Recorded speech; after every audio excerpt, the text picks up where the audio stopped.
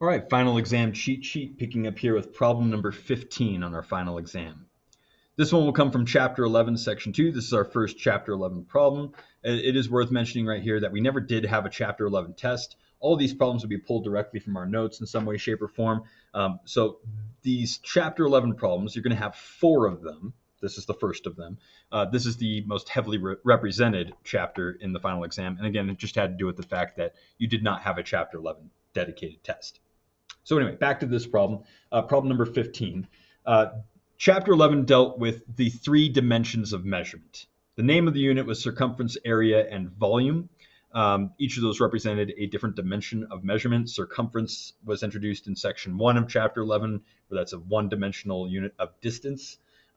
Section 2 dealt with area, and that's what we're going to deal with here, area being a 2-dimensional measurement.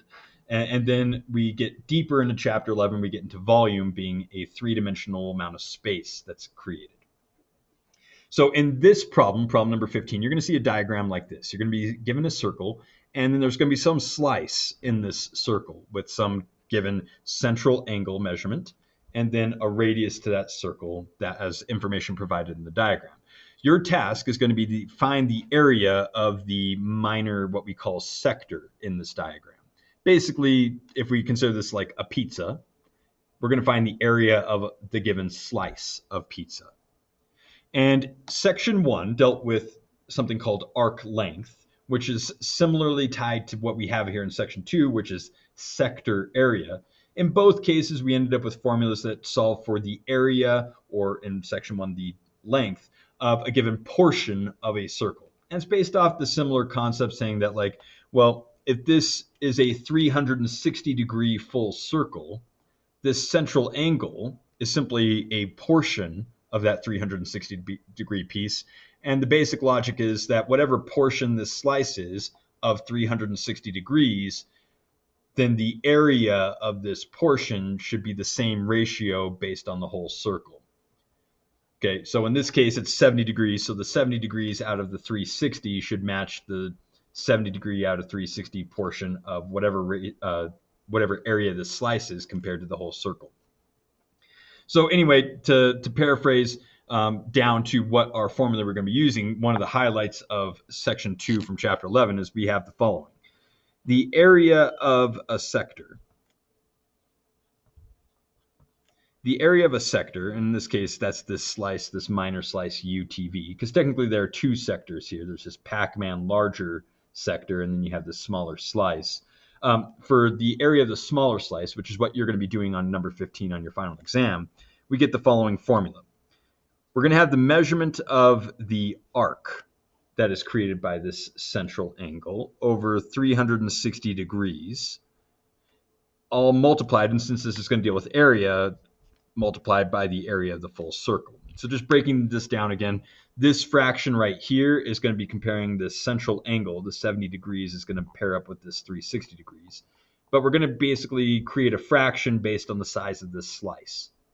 This fraction multiplied by the area of the full circle will give us the respective area of the little portion right here. That's what we're going to be solving for here on the left. Essentially for us, this is just going to break down to the following. Based on this diagram and based on this formula, these 2 pieces of information are simply going to plug into these 2 spots, where the measurement of arc UV is simply going to be the degree measurement of this, the size of this slice. And again, UV is unimportant. You'll have different letters on yours, but the 70 degrees or whatever angle slice you have is simply going to go on the numerator here. And then this 8 units distance from T to V represents the radius, the lowercase r here. So essentially, I'm just taking these 2 pieces of information, plugging them into these spots, and then doing the calculator work. So let's do that. All right, well, I'll abbreviate area of the sector with A. The measurement of arc UV, again, in this case, it's your central angle. In this case, the 70 degrees is going to be in the numerator here, 360 degrees in the denominator. This fraction, again, represents the portion or the size of the slice relative to the whole pizza. And then I'm going to multiply by pi r squared, the r here being this 8 unit length squared. So simple substitution right here, what we would call plug and play. And at this point, now I just need to do the calculator work. The one thing to be aware of here, the one trick that a lot of students tend to mess up on is this piece right here. They want to do pi, or 3.14 times the 8, and then square the result. Order of operations dictates that I have to do this piece first. This is really the one thing to be aware of when we work through this. So the 8 squared is the first thing I'd have to do. 8 times 8 is 64. So 64 times pi will give me 64 pi. And then I'm going to be multiplying this by the 70 over 360 in this example. And it is worth noting here that technically the 64 pi is over 1. I don't need to write that, but that's important when I multiply fractions that I understand the 70 is multiplied by the 64 pi, and then I'm dividing by that denominator of 360. At this point, it's just mashing buttons on a calculator, so let's work through that really quickly. And I'm going to be rounding this to the nearest hundredth, or 2 decimal places. So let me walk you through that button mashing. We'll do it on this side. So in this case, I'm going to again start with my 70 times 64 pi. 70 times 64 multiplied by pi, rounded to 3.14. There's my numerator. Remember to divide by the 360. There's my result. If I was going to 2 decimal places, this would round out to be about 39.08 square units. This is the area of the sector, the slice in this pizza. For the record, 64 times 3.14 would give me the area of the full pizza. This 39.08 square units is the same exact ratio as 70 divided by 360, which is, again, the portion of the whole pizza that this ends up being. But there's problem number 15 on our final exam. Let's move on. All right. So problem number 16. Problem number 16 moves along in chapter 11. This will move us into 11.4. 11.4 moved from the 2-dimensional measurement of area into the 3-dimensional measurement of volume. And in this case, you are going to be given a triangular prism.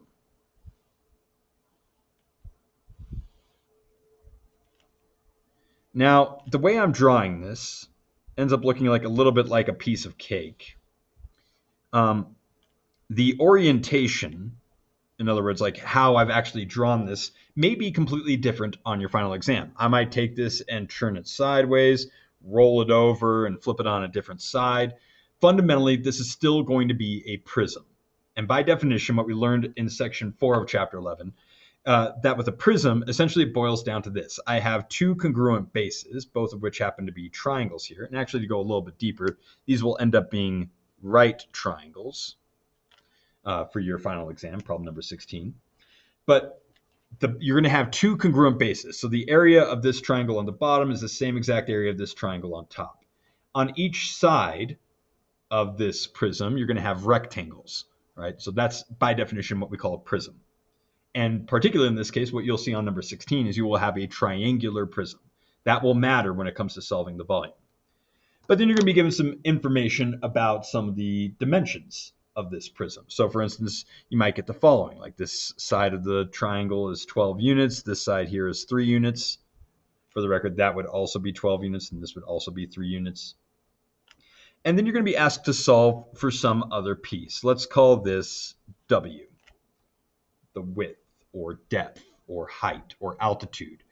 Because by definition, with the prism, I'm going to have a pair of congruent bases separated by some distance that we call height or depth or width or whatever you want to consider it to be. Okay, but when it comes to, and actually I'm going to recall this H just to use our language in our volume formula, because in chapter 11, section 4, we came up with the following volume formula for a prism and or a cylinder. That the volume, the space on the inside of this, so if this was in fact a slice of cake, it'd be the amount of cake inside of this, is determined by the following, capital B times H. Capital B is the area of one of the 2 congruent bases. And in chapter 11, section 4, we learned that it really depended on the shape of that base. This happens to be a right triangle, so I'll need to find the area of that right triangle, one of them, for capital B. H represented the distance between those two congruent bases. This distance right here. All right. Again, the depth or height or altitude of the prism itself. Now, the fact that we're going to be dealing with a triangular, and more specifically a right triangular prism, this capital B will be predetermined for us. Capital B here will be 1/2 base times height. Now, this base and height right here are dependent on the actual triangle itself. So when I'm finding the area of this right triangle, I'm talking about finding the area of that base. This h is not to be confused. These base and h's are going to be dependent on those values, the measurements for this specific triangular base. This h is the distance between those two triangle bases, what we would also call depth or altitude. So this h right here is a different h. And I know that's a little confusing, but suffice to say, this will ultimately be your formula for number 16 on your final exam. So the other piece of information you're going to be given here is you will be told that the volume of this prism is some value. In this instance, for this case, let's call it 144 cubic feet. So for this piece of cake, we have 144 cubic feet, which is a large cake for the record, and a giant one, but 144 cubic feet of cake, the actual material of the cake itself. And so when I plug this value into this formula, that's going to end up taking the place of this capital V. And essentially, again, this just turns into a plug and play scenario. So as I plug this stuff in, the 144 is V, so that'll be the left-hand side of the equation right here. And when I start plugging into these values, this base and height right here, this B and H for the capital B area of the triangle base, are going to be these units right here. And what matters right here is the fact that this is a right triangle, because fundamentally for the area of a triangle, the base and height need to be perpendicular to one another. So that ends up playing a major role right now. So the 3 and 12, it does not matter which one is base or height, because 12 times 3 or 3 times 12 is the same thing. But I'm going to have 1/2, and let's just put it in this order, 12 times 3. This right here is the area of one of those triangle bases. The piece I am ultimately solving for here is the distance between those bases, the h value right here. And so when I go through solving this, essentially I've plugged in the values I need. I'm just needing to solve for this guy. Anything on the same side of the equation, like this 1/2 base times height, this 1/2 times 12 times 3, this needs to be done just explicitly as it's written. And it doesn't really matter the order in which you do this. The way I typically do area of a triangle is I'll do base times height and then cut it in half. So 12 times 3 is 36, divided by 2 gives me 18. The significance of this 18, that is the area of one of the triangle bases. And it's still multiplied by the distance between those bases to give me the volume of this triangle prism, which again, we were given as 144. So if I'm solving for h, I need to divide the 18 to this other side. So 144 divided by 18 will give me 8. This 8 units is the height or depth or altitude of my triangular prism. And that will be end up what you're solving for here in problem number 16. The units here were in feet, so this is just a distance, a depth of 8 feet for this triangular prism. But that concludes number 16 to your final exam. I'll stop the recording there.